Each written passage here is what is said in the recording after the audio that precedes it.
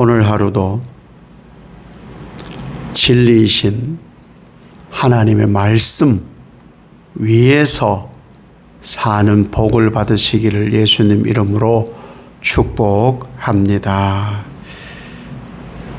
저의 주관적 생각일 수도 있고 신학자들 주석하는 분들 몇 분의 의견도 같은데 오늘 본문은 이 예레미야서 전체의 말씀 가운데 가장 비극적이고 하나님 마음이 가장 무너지고 가장 아픈 장면이다 라고 해도 너무 지나친 말이 아닐 정도로 하나님이 너무 아파하세요. 유다 백성들이 하나님께 기도해달라 했잖아요.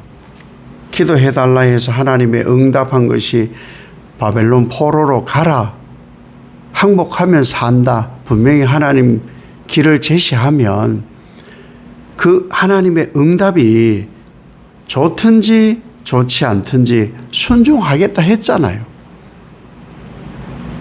그런데 불순종을 해요.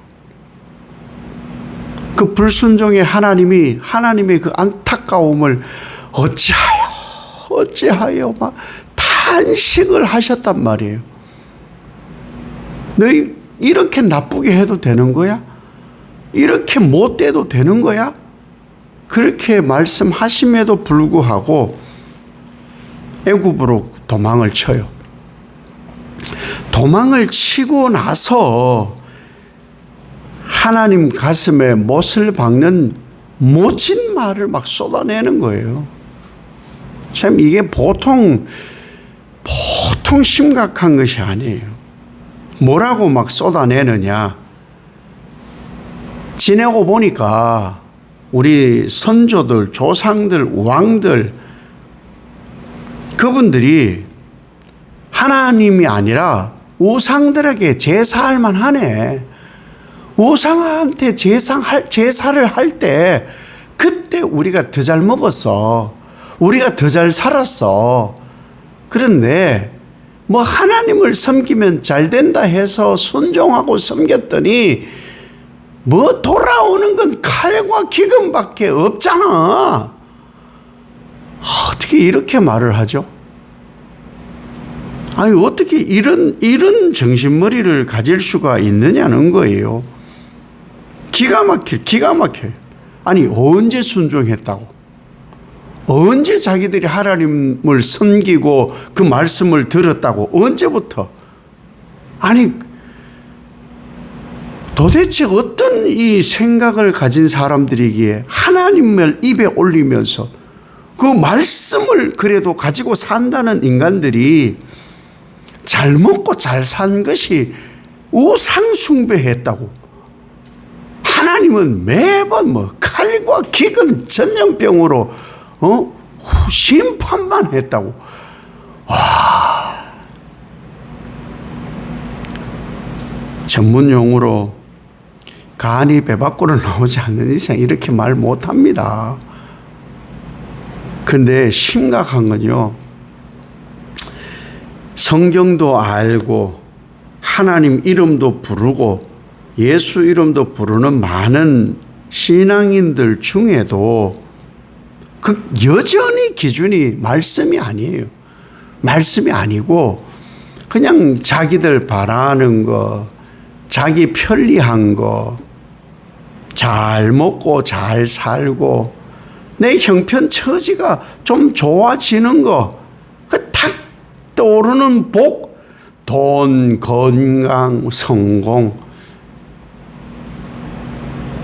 이런 거에 맞추고 사니까 그런 사람들 입에서 나오는 말이 좀 예수 믿으면서 좀 불편해지고 좀 거북한 일, 자기들이 기도하는 거하고 전혀 다른 하나님의 응답이 오면은 예수 믿기 전보다 예수 믿기 전이 더 좋았어. 요새 더 안 좋아.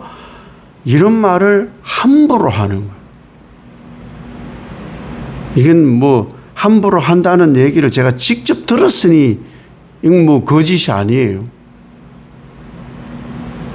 예수 믿느니 그 전이 더 좋았다는 말을 정말 기가 막히게 함부로 해요.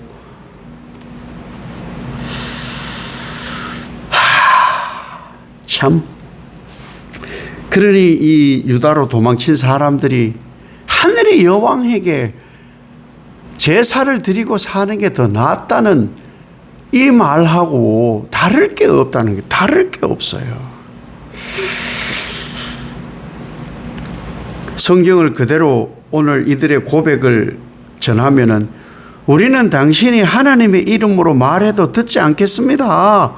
우리는 하던 대로 하늘의 여왕에게 분향하고 전제를 드릴 것입니다. 진리를 버렸고 자기들 기준에 편리함대로 그냥 살아가는 거예요.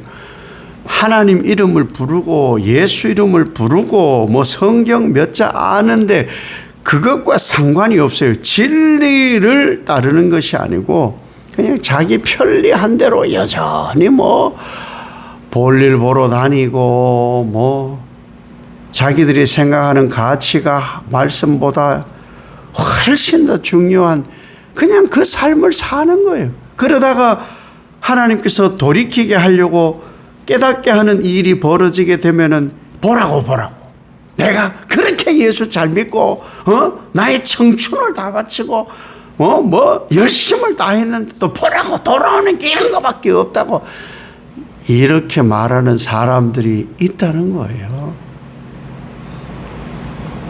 그래서 예레미야가 그들에게 말합니다.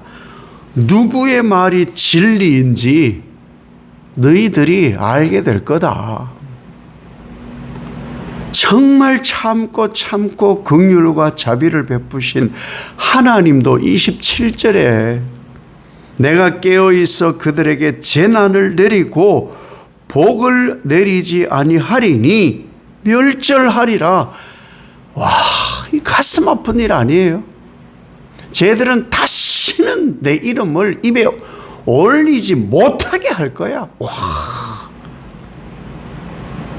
제 어렸을 때 저희 동네 뭐 그 당시는 좀 그랬어요. 담 밖으로 나오는 애들 훈육하고 하는 소리들이 자주 들렸어요. 나가! 엄마라고! 엄마 저 못했어! 엄마라고 부르시더라! 이런 소리들이 더러 들렸단 말이에요. 근데 성경을 전혀 몰랐으니까 그때는. 근데 보니까 실제로 이런 일이 과거 역사에 하나님을 믿는다는 사람들이 말을 듣지 않으니 이런 일이 벌어지는 거예요. 예수님은 마태복음 4장 4절에 사람이 떡으로만 살면 안 돼. 하나님 입에서 나오는 모든 말씀으로 살아야 돼. 라고 이미 말씀하셨어요.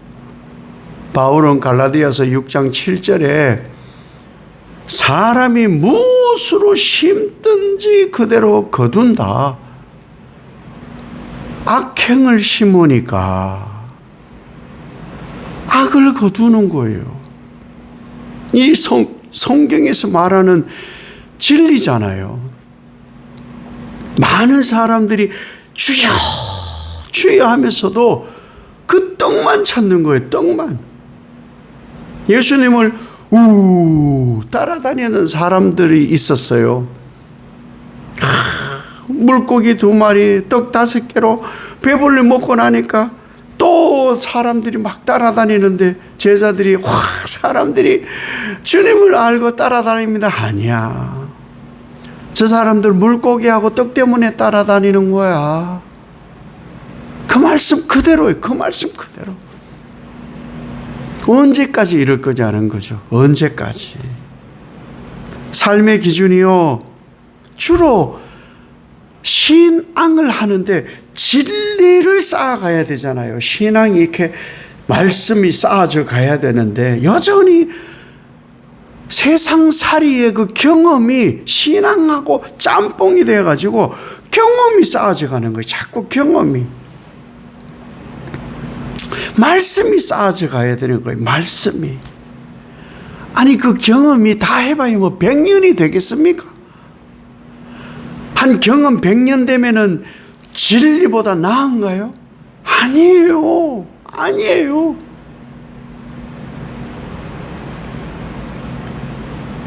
어떤 분이 있었어요.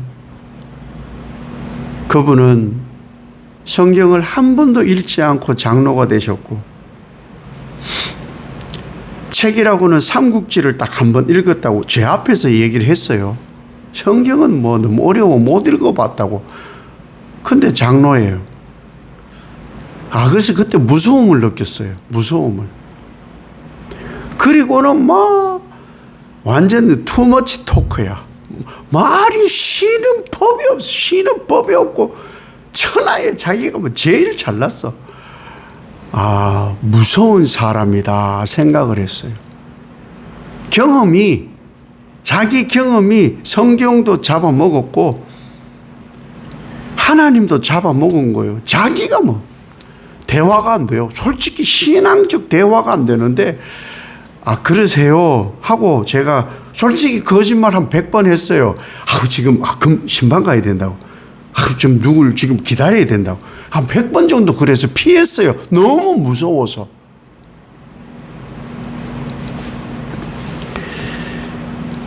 우리는 그렇게 살면 안 되는 거죠. 하나님께서 깨셔서 이들에게 어떻게 하시느냐? 심판하고 벌하셔요. 칼과 기근을 보내셔가지고 남은 소수만 유다로 보내셔요.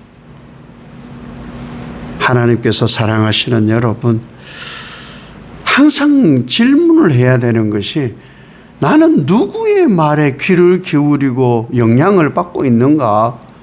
이건 항상 생각을 해야 된다는 거죠. 그러면서 또 질문해야 되는 것이 나는 말씀이 기준이 맞는가? 나는 무엇이 기준이지? 이것을 항상 물어야 되고요. 성경이 진리이고 기준이라면 이 성경과 진리의 말씀을 위해 내가 살고 있는가? 이것을 물어야 되는 거예요. 그렇지 않으면 어느 틈엔가 스물스물 올라온 과거의 악행이 하나님의 진리의 말씀이 거북스럽다고 밀어내고 그 과거 습관으로 나를 살게 합니다. 정말 소름 끼치게 무서운 일이라는 거예요. 진리의 말씀, 그 말씀이 기준이고 그 말씀 위에 살아야 하나님의 뜻을 이룰 수가 있습니다. 이 하나님의 진리의 말씀으로 뜻을 이루는 복을 누릴 수 있는 하루가 되시기를 예수님 이름으로 축복합니다. 아버지 하나님, 하나님 마음 아프게 하는 일이 점점 줄어들고 작아지는 그런 신앙이 되게 하시고, 나는 진리 위에 서 있는가? 그 진리가 하나님 말씀인가? 그 말씀이 기준인가? 분명히 묻고 답하게 하옵소서. 과거가 더 좋았다, 이런 상스러운 말 하지 않도록 하나님이 진리이시다. 항상 하나님은 나를 푸른 초장 맑은 물가로 인도하신다. 이 고백이 진리로 나를 생명으로 인도하여 복이 되게 하옵소서. 예수님 이름으로 기도 올리옵나이다. 아멘.